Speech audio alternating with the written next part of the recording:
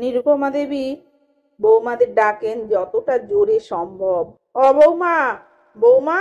যদিও ডাকের সেই জোর আর নেই আগের মতো। বৌমারাও যে যার কাজে ব্যস্ত। শাশুড়ির ডাক কানে পৌঁছালেও ইচ্ছে করেই না শোনার ভান করে তারা।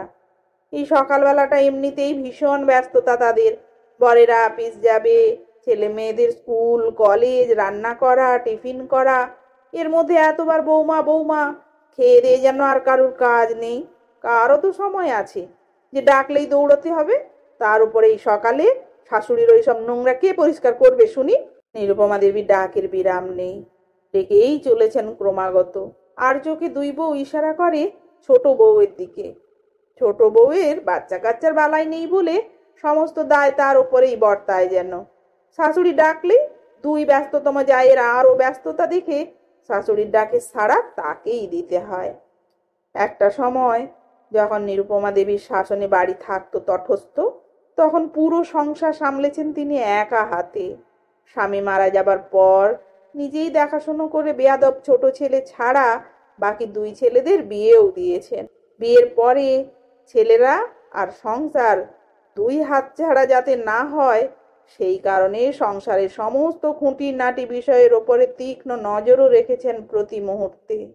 এই কারণেই রান্নাঘরের দখলও উনি ছাড়েননি এক চুলো। তার মানে এই নয় যে সারা বাড়ির রান্না তিনি একা হাতেই সারতেন। তবে তার পরিচালনায় বৌমারাই রান্না করত। যতক্ষণ তারা রান্নাবাড়ি করত ততক্ষণ রান্নাঘরের বারান্দায় পিঁড়ির ওপরে ঠায় বসে বসে পাখার বাতাস টানতে টানতে বৌমাদের কাজকর্ম পর্যবেক্ষণ করতেন সব সময়। তার চোখের আড়ালে পান থেকে চুন খোসার জো ছিল না। একটু এদিক ওদিক হলেই ধমক দিতে ছাড়তেন না। যত দিন গিয়েছে তত গলার জোরও বাড়িয়েছেন। এই গলার জোর আর বুদ্ধির জোরে সংসারটাকে হাতের মুঠোয় রাখতে পেরেছিলেন তিনি এতটা কাল। মুঠো থেকে শুধু ফসকে বেরিয়ে যেত ছোট ছেলের নিজের পছন্দে বিয়ে করে আনা বউ। উফ, এমন তক্কবাজ মেয়ে তিনি জীবনে দেখেননি। প্রতিটা কথায় তক্ক। ছোট বউ ছাড়া অন্য দুই বউ কিন্তু বেশ তোয়াজে রাখতো শাশুড়িকে। তবুও নিরুপমা দেবীর মনটা বড্ড খচখচ করত। ছোট বৌমার বিয়ের ৫-৫টা বছর পরেও যখন বাচ্চা কাচ্চা হলো না, তখন তাকে আটকুড়ি বলেই ডাকতেন তিন ছেলের অহংকারী মা নিরুপমা দেবী। ছোট বউ তেমনি মনের কষ্টে শাশুড়িকে কিছু বলতে না পেরে প্রতিবাদ করত অন্যভাবে। সে দুই বউয়ের মতো শাশুড়ির প্রতিটা কথায় সায় না দিয়ে নিজের ইচ্ছে মতোই কাজ করত। শাশুড়ি চেঁচিয়ে ধমকে উঠলেই উল্টে যুক্তি দিয়ে চারটিখানি কথা শোনাতে ছাড়তো না ছোট বউ। এই জীবনে ওই একটাই অশান্তি নিরুপমা দেবীর। এত বড় সাহস, তার মুখে তক্ক, এ কি সহ্য হয়? ছোট বউকে শুধু তিনি পায়ের তলায় রাখতে পারলেন না কিছুতেই। শত্রুর মহাশত্রুর একেবারে। হঠাৎ মাস ছয়েক আগে সন্ধেবেলা কথায় কথায় এত বড় সাহস, ছোট বউ মুখ নেড়ে বলে কিনা, বড় বলেই কি সম্মান করতে হবে? আগে কুচুটামি ছেড়ে সম্মান করার মতো কাজ করো, তবেই সম্মান করব। এই শুনে নিরুপমা দেবী প্রচন্ড রেগে কিছু বলার মতো না পেয়ে ওই শেষমেশ অন্তিম অস্ত্র প্রয়োগ করে ছোট বৌমাকে আটকুড়ি বলে গাল পাড়তে পাড়তে হঠাৎ খাটের বাজু ধরে গোঁ গোঁ করতে করতে বুক চেপে অমন দশাসই চেহারার মানুষটা দড়াম করে পড়ে যায় মাটিতে। আশেপাশে তখন কেউ ছিল না।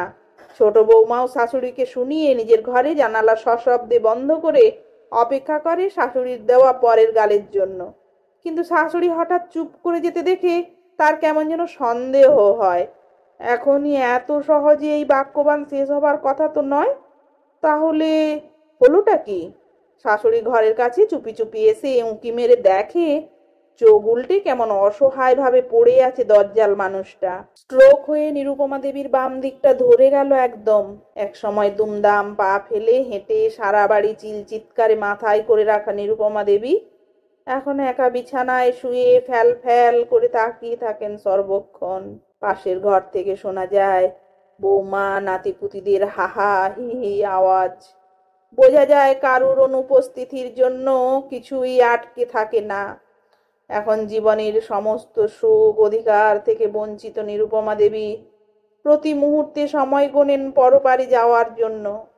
নিরুপমা দেবী এখন কাছের মানুষ চিনছেন, এখন ব্যস্ত ছেলেরা বৌমাদের থেকে বেশি ভুলে যায় মায়ের কথা। যে ছেলেদের সমস্ত কাজ একদম সময় অনুযায়ী টাইম টু টাইম করার জন্য দিন রাত বৌমাদের ওপরে কিটির মিটির করতেন তিনি, সেই ছেলেরাই এখন সারাদিনে একবারও উঁকি মারার সময় পায় না মায়ের ঘরে। এই ঘরে এলেও কেমন নাক কুঁচকে কিছুক্ষণ দায় সারা ভাবে ভালো মন্দ জিজ্ঞেস করে এই কাজের অজুহাতে হাঁটা দেয় তারা। খুব ইচ্ছে হয় নিরুপমা দেবী নিজের মাথায় ওদের একটু হাতের ছোঁয়া পেতে, কিন্তু মুখে কিছু বলতে পারেন না তিনি। শুয়ে শুয়ে চোখের কোণ বেয়ে জল পড়ে যায় তার। নিজের শরীর যখন আর নিজের দখলে থাকে না, পরনির্ভর হয়ে যায়, তখন অধীর আগ্রহে মরণের ডাকের জন্য অপেক্ষা করা ছাড়া আর গতি কি? সময় যেন আর তার কাটতেই চায় না কিছুতেই। চিরকালের সূচিবায়ুগ্রস্ত নিরুপমা দেবী এখন অসহায়ের মতো শুয়ে দরজার দিকে তাকিয়ে থাকেন ভিজে পুঁতিগন্ধময় কাপড়ে। কতক্ষণে ছোট বৌমা এসে বদলে দেবে কাপড়, সেই আশায়। ভীষণ দরকারেও অন্য কোনো বউকে ডেকে সাড়া পাওয়া যায় না, কিন্তু প্রকৃতির ডাক যে অপেক্ষা করতে পারে না কারোর। ফলে কাপড়ে চোপড়ে হয়ে যায় প্রতিদিন। শাশুড়ির ডাকে তড়িঘড়ি করে বরকে অফিসের ভাত বেড়ে রেডি করে ছোট বউ যখন বুড়ির ঘরে এলো, বুড়ি ততক্ষণে কাপড়ে চোপড়ে করে ভাসিয়েছে। উফ, মাথাটা গরম হয় ছোট বউয়ের। ইচ্ছে হয় শুইয়ে রাখে অমন গুমুতের ওপরে। হাড় মাস জ্বালিয়ে খেলো একেবারে। আয়াটারও এখনো আসার নাম নেই। যত জ্বালা হয়েছে যেন তার। একজন আয়া রেখে দিয়ে দায় সারা সবাই। আয়া নামেই আয়া, ঠিকঠাক পরিষ্কারও করে না। দীর্ঘদিন বিছানায় পড়ে থাকা মানুষকে পরিষ্কার পরিচ্ছন্ন না রাখলে কবেই বেড শোর হয়ে যেত। এই লম্বা চওড়া শুয়ে থাকা চেহারা একা ধরে তুলতে বেশ বেগ পায় ছোট বউ। একটু ধরার জন্য কাউকে ডেকে সাড়া পাবে না সেটা সে জানে। ফলে আয়া আসার অপেক্ষা করতে হয় তাকে কিছুক্ষণ। নিজে কোনো রকমে নিরুপমা দেবীকে পাশ ফিরিয়ে কোমরের ভিজে কাপড় সরিয়ে বেড প্যান দিয়ে একটা কাঁথা চাপা দেয়। সারা পিঠে লাল লাল ছোপ ছোপ দাগের উপরে হাত বুলোতে বুলোতে ছোট বউ গজ গজ করতে করতে বলে, আটকুড়ি আর গরিব ঘরের মেয়ে বলে গাল দিতে। এখন এই আটকুড়ি ছাড়া উদ্ধার তো হয় না তোমার। নিরুপমা দেবী এখন বোঝেন নিজের ভুল। অপরাধীর চোখে তাকান ছোট বউয়ের দিকে। এই কদিনে ছোট বউয়ের সাথে এক অন্তরঙ্গতা হয়েছে তার। সময় বুঝি আসল মানুষ চেনাতে সাহায্য করে। সারাদিনের আয়া ঘরে ঢুকতেই তাকে ইশারা করে শাশুড়িকে ধরতে বলে পরিষ্কার করে নিরুপমা দেবীকে পরম যত্নে। দেখলেই বোঝা যায় শাশুড়ির দায়িত্ব ভালোবেসেই কাঁধে তুলে নিয়েছে সে। সারা গা হাত পা মুছিয়ে মেডিসিন পাউডার ভালো করে পিঠে ছড়িয়ে ঘর থেকে বের হতে যাবে, এমন সময় নিরুপমা দেবী ডান হাতটা দিয়ে খপ করে খামচে ধরে ছোট বৌমার আঁচল। আহ, মল্লজা, তাড়াতাড়ি বলো কি হয়েছে, বলে শাশুড়ির দিকে জিজ্ঞাসার দৃষ্টিতে তাকায়। নিরুপমা দেবী নিজের মাথার বালিশের ওয়ার ছিঁড়তে বলে আয়াকে।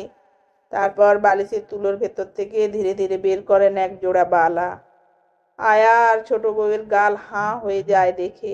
এই তো সেদিন যখন ছোট বউ বাপের বাড়িতে অসুস্থ বাবাকে দেখতে গিয়েছিল, তখন দুই বউ মিলে শাশুড়ির আলমারি ঘেঁটে ছোট টিনের সিন্দুক খুলে বিধবা মানুষের যেটুকু অল্প সম্পদ ছিল সেটুকু দুজনে ভাগ করে নিয়েছিল নাকি।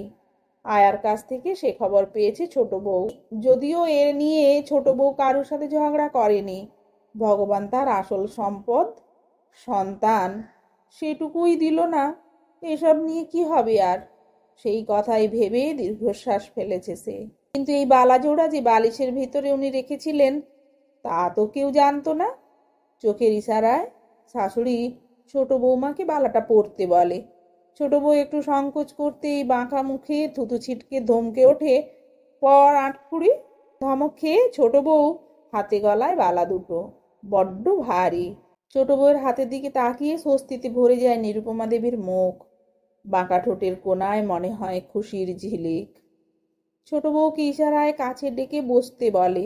ছোট বউ শাশুড়ির পাশে বসে ঝুঁকে তার মুখের কাছে কান নিয়ে শোনার চেষ্টা করে কি বলতে চায় নিরুপমা দেবী।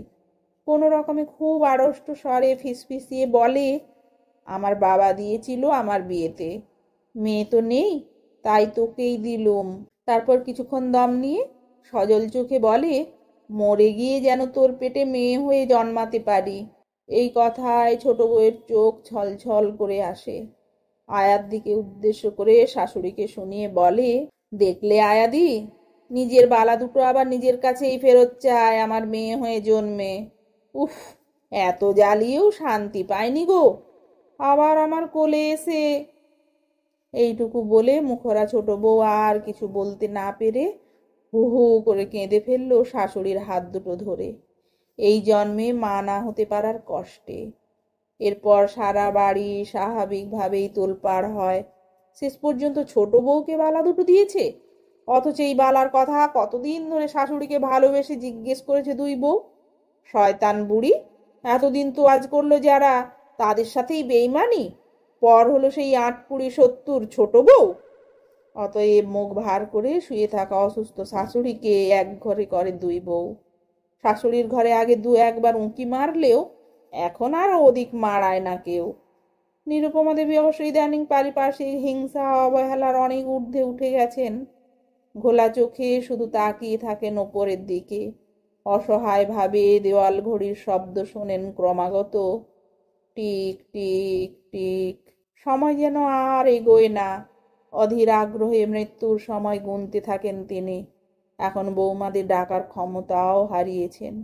দিন দুই পরে সকালে শাশুড়ির ঘরে ঢুকে শাশুড়ির দিকে এক পলক তাকিয়েই চিৎকার করে কেঁদে ওঠে ছোট বউ, সবাইকে জানান দিল শাশুড়ির ইহজগতের সময় শেষ হয়েছে। মনে মনে দুই বউ ভাবল, যাক, ভালোই হয়েছে, আপদ গেছে। হৈ হৈ করে নিরুপমা দেবীর শ্রাদ্ধ হলো। শ্রাদ্ধের পরের দিন সকাল থেকে বদহজমের জন্য ছোট বউ বারংবার বমি করার 2 দিন পর জানা গেল বদহজম নয়, ছোট বউ দীর্ঘ সময় পরে শাশুড়ির দেওয়া ৮-২০ নামটা ঘোচাতে চলেছে। বিছানায় শুয়ে শুয়ে দীর্ঘ প্রতীক্ষার পরে এমন খবরে ছোট বউ ভীষণ আনন্দে নিজের হাতের বালা দুটো স্পর্শ করে মালা দেওয়া শাশুড়ির ফটোটার দিকে তাকিয়ে মৃদু হাসল।